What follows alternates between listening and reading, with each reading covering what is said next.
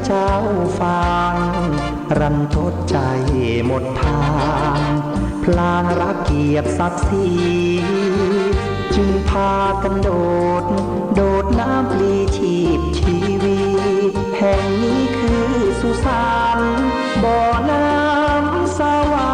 จะรึกมาตำนานสืบลูกสืบหลานไปชั่วกาลนาน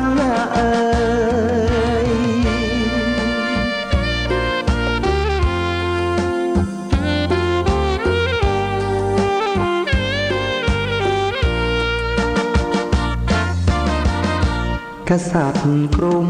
อังวะใกล้แล้วอยากยนชมสุโธธรรมราชาหรือไทยตรงระดมยกทัพชิงนางแม่นางสามผิวและองค์พระเจ้าฟางรันทดใจหมดทางพลางรักเกียรติศักดิ์ศรีจึงพากันโดดน้ำปลีชีพชีวิตแห่งนี้คือสุสานบ่อน้ำสวาจะรึกมาตำนานสืบลูกสืบหลานไปชั่วกาลนาน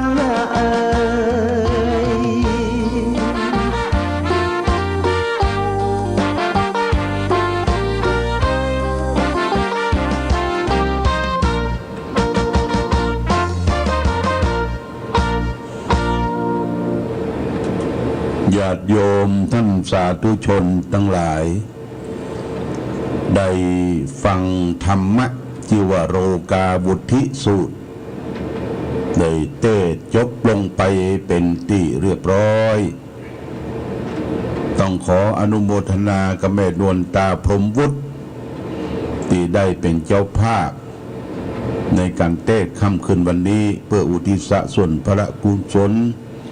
คือแก่ญาติโหโยติกาผู้ล้มหายตายจากก็ได้ฟังกันอย่างจุใจตั้งใจรับปอนเนอร์สัพปีติโยวิวัสสันตุสัพพะโรโกวินาสันตุมาเตภวะตวนตรายโยสุขีทีคายุโกภวะอภิวาตานะสีลิสนิจังวุธาปจายิโนจัตตารโรธรรมาวตันติอายุวันโนสุขังพลังทุพพบุภาลาจาตานังโลหะตายวัตุตานังคีลนะปัจจัยตานังลัสสธรรมเตสนานังอุทิสตานังนิปานังปรมังสุขัง ญาติโยมได้ฟังเพลงจากวัดประบัติอุดมเพลงที่จบลงไปเป็นเพลงที่ร้องสรรเสริญบารมีของครูบาเจ้าศรีวิจัยนักบุญแห่งล้านนาไทยที่เขาได้เคารพกันในพินแคว้นแลนล้านนาตลอดถึงศรัทธาสาธุชนที่ได้มากราบไหว้สักการะบูชาขอโชคขอพรก่อนที่จะเดินทางขึ้นโดยสุเทพใกล้ๆวัดศรีโสดาที่ลานอนุสาวรีย์ข้าพเจ้าครูบาเจ้าศรีวิจัยที่ห้วยแก้วก็พรั่งพร้อมไปด้วยดอกไม้สีเหลืองคือดอกไม้ที่สักการะบูชาดอกคำปู้จู้บ้านเฮาทางใต้ว่าดอกดาวเรืองก็ขอให้ได้สำเร็จผลที่ตนตั้งใจเอาไว้กันจู้ผู้จู้คนโอกาสนี้เชิญญาติโยมสาธุชนได้รับน้ำมนต์น้ำมนต์เป็นน้ำพระพุทธมนต์ขององค์สมเด็จพระสัมมาสัมพุทธเจ้าที่อาตมาก็จะได้สาธยายฝากไปให้แก่พ่อแม่พี่น้องศรัทธาทุกช่องทุกมุมที่เปิดเครื่องรับฟังในคลื่นสีขาวจากวัดพระบาทอุดมและบ่อสวาเป็นลำดับต่อไปสักเยกาเมจะรูเปกิเลสิคารตเตจันตริเกวิมาเนทิเปลเทจะคเมตลุนาคาเน เคหาวัตุเมเกเตปุมัฏฐาตโยจตุโรกาปาระราชายามราชาอินโตเวสสุวรรณราชาริยเมตไตโยโพธิสัตตาวากาทโยอริยสาวกาจะปุถุชนะกัลยาจะสัมมาทิฏฐิเยวะพุทเทปัสสนาธัมเมปัสสนาสังเคปัสสนาพุทเทสกลวาธัมเมสกลวาสังเคสกลวาอิโตทานะโตยวะปรัมปราอิมาสมิงโสจักวาริสุเทวตานังบริลวจนังสาทโวโนสุนันตุธรรมสวนาการโรอายัมพัตตันตาธรรมสวนาการโรอายัมพัตตันตาธรรมสวนาการโรอายัมพัตตันตาสมันตาจักวาริสุอัทราคาฉันทุเทวตาสัทธรรมังมุนิลาสัสสะสุนันตุสกโมขะทังนะโมตัสสะภะคะวะโตอะระหะโตสัมมาสัมพุทธัสสะนะโมตัสสะภะคะวะโตอะระหะโตสัมมาสัมพุทธัสสะนะโมตัสสะภะคะวะโตอะระหะโตสัมมาสัมพุทธัสสะพุทธังสรณังคัจฉามิธัมมังสรณังคัจฉามิสังฆังสรณังกัจฉามิตุติยัมปิพุทธังสรณังกัจฉามิตุติยัมปิธัมมังสรณังกัจฉามิตุติยัมปิสังฆังสรณังกัจฉามิตติยัมปิพุทธังสรณังกัจฉามิตติยัมปิธัมมังสรณังกัจฉามิตติยัมปิสังฆังสรณังกัจฉามินะโมเมสัพพะพุทธานังตวะติงสาวรรักขโนตันหังกโรมหาวิโลเมทังกโรมหายาโสสรนังกโรโรกาหิโตติปังกโลโสตินทันโลงกุญจันโนจันนาปะโมโขมังกโลปุลิสาสะโปสุมาโนสุมาโนทิโรเลวะโตระติวัตโนโสปิโตคุณาสัมปันโนอนุมาสติชันตุตโมปัทุโมโรกะปัจโชโตนารโทวาราสารติปัตุโมตโลสัตตะสโลสุเมโตอาคาปุกะโลสุตโตสัพพะโลกาโกปิญญาทัตถินาลาสะโพอัตตาติกาโลนิโกธรรมทัตถิธโมนุโตจิตตโสอสมโมโรเกติโตจะวะตังวโรปุโตจาวโรปุตโตวิปัสสิจานุปโมสิกิสัพพะหิโตสัทธาเวสสโปสุขทายาโกกะกุสันโตสัตวะโหโกนากามโนลยัญจโหกัสสโปสิลิสัมปันโนโคตโมสักยาปุงคโวอัตตวิสติสังฆตาอิเมพุตตามหิติกากาลุนาคุณสัมปันนาสัพพะโลกาภิปูจิตาเอเตสัสสะปราพุตตาอุตตมะคาปุกลาเตปิสังฆคุณาสุงปิติเยอามาตังปะตังเอเตปุตตาติตาจะมังคาราโหติสัพพตาตวิสติเมพุทเทอหังวันตามิสัพพตาเตสังยาเลนะสีเลนะคันติเมตตาปะเลนะจะเตปิโนอนุรักขันโตอโรคายินาทุกินันจาอัตวิสติปุยพุทเทโยนะโรสลนังกะโตกะปานิสุทธหัสติทุกขติงโตนะคัสสติอัตวิสติพุทธบาริตังนะโมอะระหะโตสัมมาสัมพุทธัสสะมะเหสีโนนะโมอุตตมะธัมมสสวะกัตตเสวะเตนิตานะโมมหาสังคัสสะปิวิโสลาสิลาทิติโนนะโมโอมัตตยรัตนาตยสสะทุกังนะโมโอมากาติตัสตัสสะวัตถุตยสปินะโมการปภาเวนะวิคาชันตุปัตตวานะโมกาลานุภาเวนะสุวัติหนตุสัพพตานะโมกาลาสเตเทนะวิธิมิหุเมเตชวาเยสันตาสันตติตาสิสลานาสลานาเอตะโลกันตะเลวะภูมาภูมาปะเทวะคุณากหนาปยวัตาสัพพะกลังเอเตอายันตุเทวาวลกนากามเยเมลุละเสวะสันโตสันโตสันโตสเหตุมุนิละวจนังโสตุมะคังสมะคังสเพสุจักกวาริตุยากาเทวะจะปรมุโนยังเมหิกตัง ปุญญสัพพะสัมปติสัทธกัสสะเปตังอนุโมทิตวาสมกัสสะสเนลตาปมัตตะละหิตาหุตุสักขตุอลิเกอวิเศษโตศาสนัตตะโจโลกันจาวุติปวัตตุสัพพะศาสนัมปิเจโลกันจาเทวรกันตุสัพพะตาสติงุตุสุขิสัพเพปริวะเลหิอัตตโนอเนกาสุมาณโหตุสาสเปยติปิลาจตุวะจุลตุวะมนุสตุวะมนุสตุวะคิตุวะอุตกตุวะปิสัจตุวะกันตุกตุวะกันตกตุวะนาคตุวะชนะปตะโลกตุวะสัทธมตุวะสันติติตุวะสัพพุริสตุวะจันทะอติอาสามินาโคนะกุกุละอหิวิจิกามณิสัพปติติอัสสตะละสุกละมหิสาลักยักขลักษาติดินานาพยโตวานานาโลกตุวานานาอุปัตตวะตุวานากังกันันโตปฏิภาณโตปัฏฐายตถาคตัสสะทัสสะปารมิโยทัสสะอุปปารมิโยทัสสะปรมัตถปารมิโยปัญจมหาปริจเจเกติโตจริยาปัจฉิมัก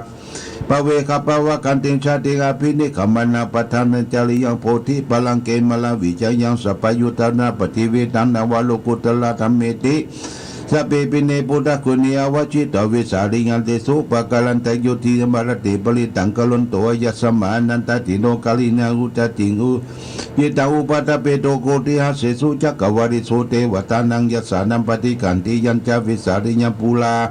โลกามนุสาตัมปิตุคัมพุทธัมบังคิปยัมปังคิปมันเตลิปริตันตัมพนามาเห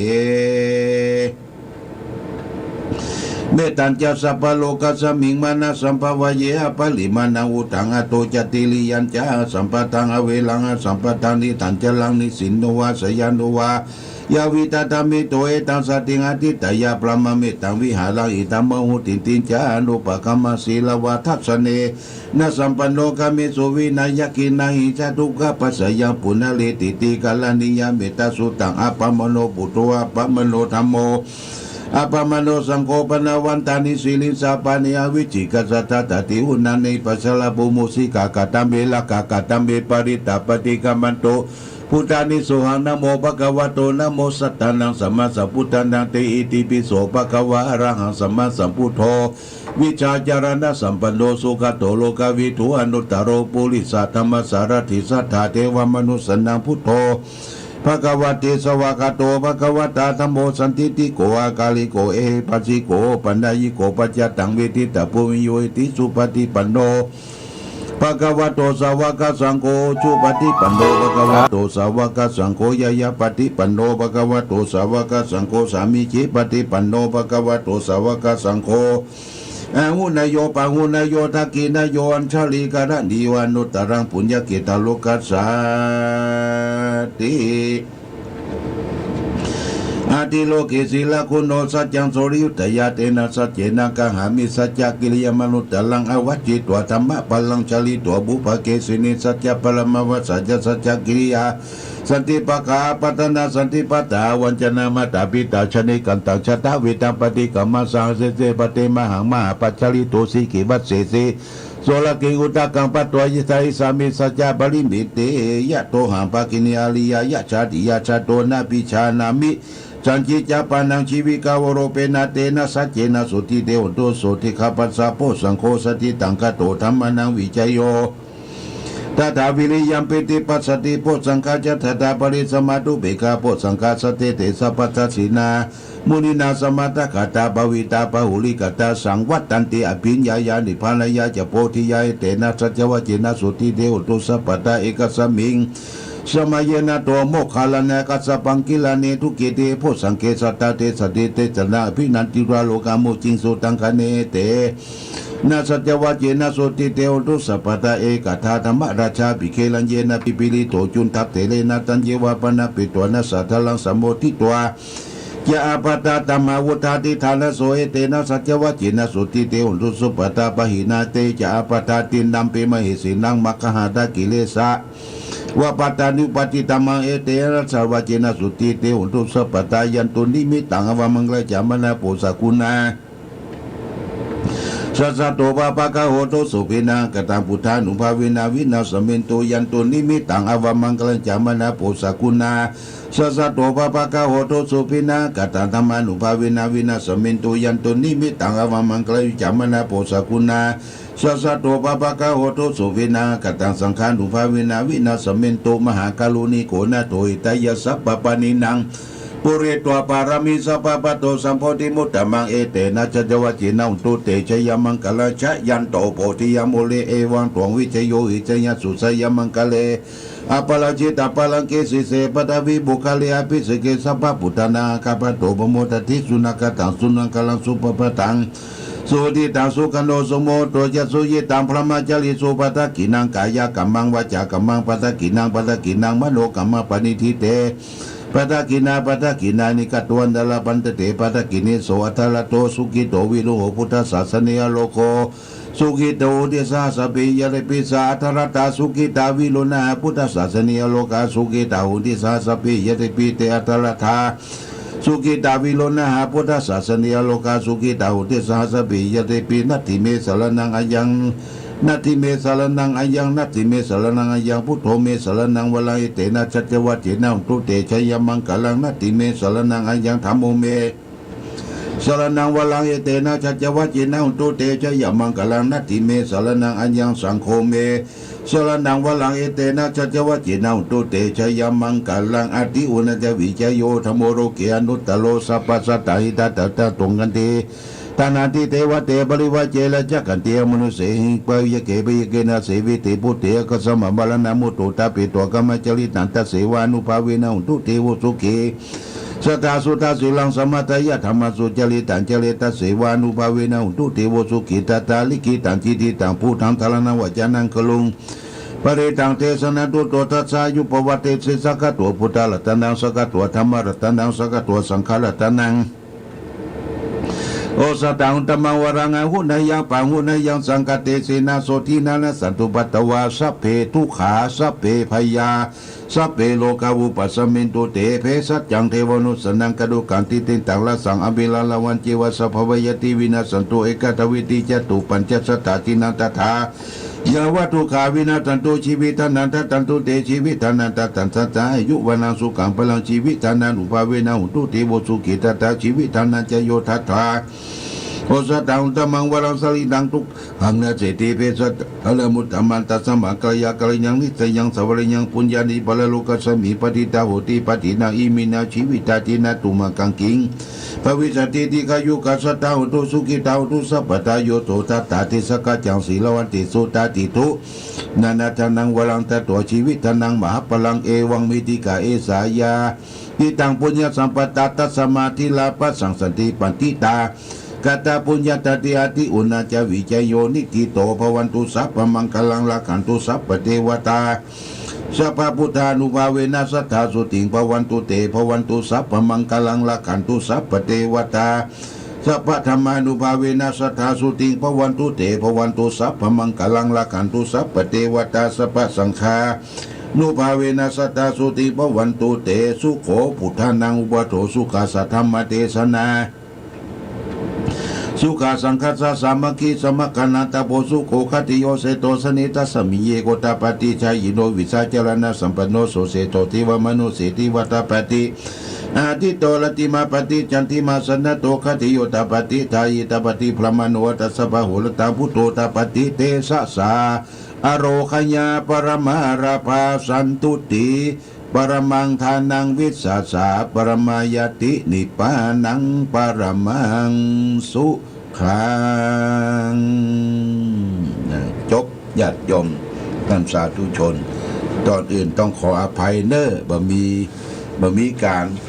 ที่จะโทรศัพท์สอบถามต่างๆเอาเป็นธรรมะล้วนๆวันนี้ขอความสุขความเจริญ